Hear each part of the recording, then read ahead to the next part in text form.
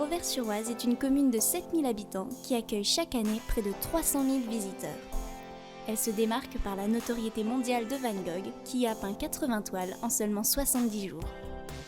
Auvers-sur-Oise se veut être un village français aux portes de Paris, avec ses petites ruelles, ses maisons colorées et ses ateliers d'artistes. La problématique est complexe, mais inhérente au secteur culturel contemporain.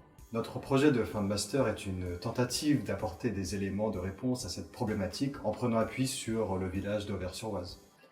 La demande nous vient du conseil départemental du Val d'Oise, ce qui nous a amené à être en relation avec des professionnels tout au long du projet. Le projet se décompose en deux parties, une première centrée sur la réflexion et une deuxième sur la réalisation de prototypes.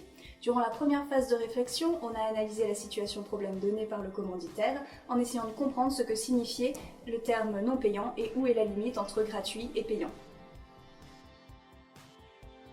On a cherché à comprendre de quelle retombée économique on parlait. Est-ce qu'il s'agit d'argent que reçoivent les structures culturelles ou alors les commerces alentours. On a étudié ce qu'il se faisait ailleurs, en France et à l'étranger. Et à partir de toutes nos recherches, on a formulé des préconisations et des réponses si possible. Par exemple, à la demande de notre commanditaire, on a beaucoup étudié les pratiques culturelles des publics chinois. Dans la deuxième phase, on est force de proposition. Après avoir étudié le territoire, donc au niveau départemental et au niveau de la commune, on propose des prototypes à mettre en place.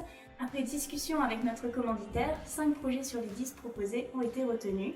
On les a donc développés en les classant en 2 catégories, des projets d'innovation numérique et de valorisation de l'artisanat local. Ces projets s'adressent à un large public de touristes, notamment asiatiques. Les lieux les plus visités du village disposent chacun d'un tableau explicatif révélant l'histoire qui se cache derrière celui-ci. Nous proposons de visiter le village sous un angle impressionniste à travers une tablette numérique. L'Office de tourisme d'Auvers dispose d'une photozone où les visiteurs peuvent se prendre en photo vêtus comme un peintre impressionniste. Nous avons eu l'idée d'installer une bonne photo avec impression sur place pour inciter les visiteurs à partager leur expérience à Auvers-sur-Oise sur les réseaux sociaux. En 2017, la restauration de l'église d'Auvers-sur-Oise a pu être lancée grâce à de généreux donateurs.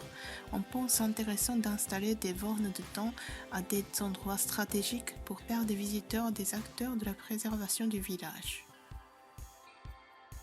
Le lierre qui recouvre les célèbres tombes de Van Gogh et de son frère est le symbole de l'éternel retour et de la fidélité amoureuse.